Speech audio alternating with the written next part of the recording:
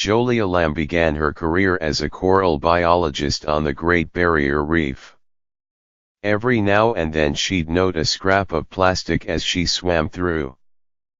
But when she started studying reefs in Asia, she came across a completely different level of detritus. I don't even know how to record this, she remembers thinking.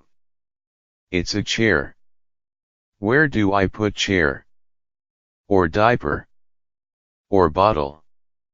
Over the years, Dr. Lam, who is now a professor at Cornell, and her collaborators assembled a formidable database of plastic pollution on 159 reefs in Australia, Indonesia, Myanmar, and Thailand.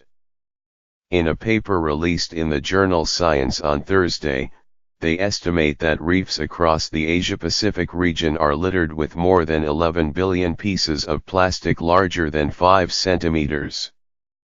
If those pieces were lined up next to each other, they would reach around the Earth nearly 14 times, at the very least.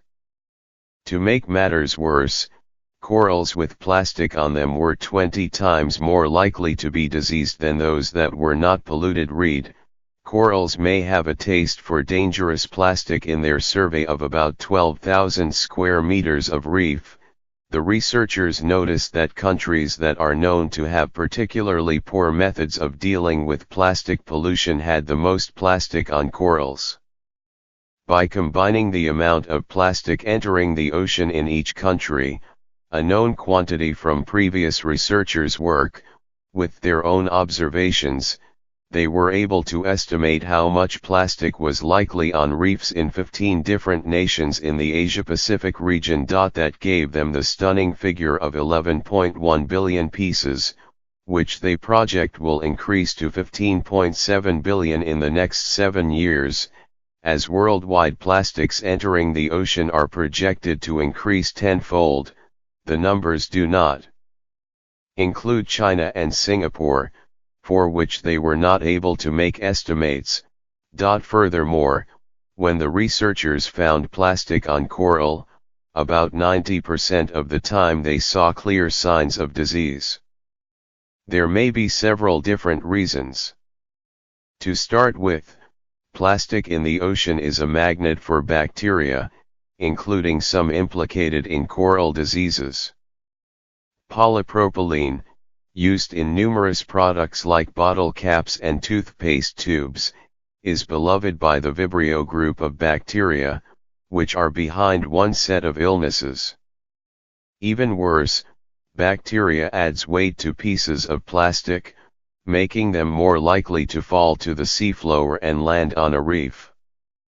Plastics can also block the light, making corals more susceptible to a darkness-loving disease called black band.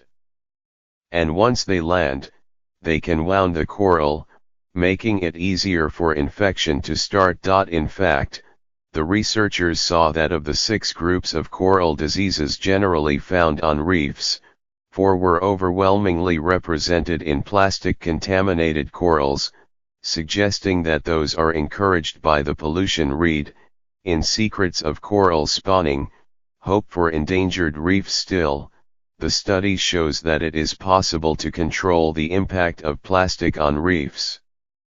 Countries that take a great deal of care to keep plastic from entering the ocean, like Australia, see notably lower levels of it on reefs, and the problem was worst in those with poor infrastructure for managing waste, like Indonesia.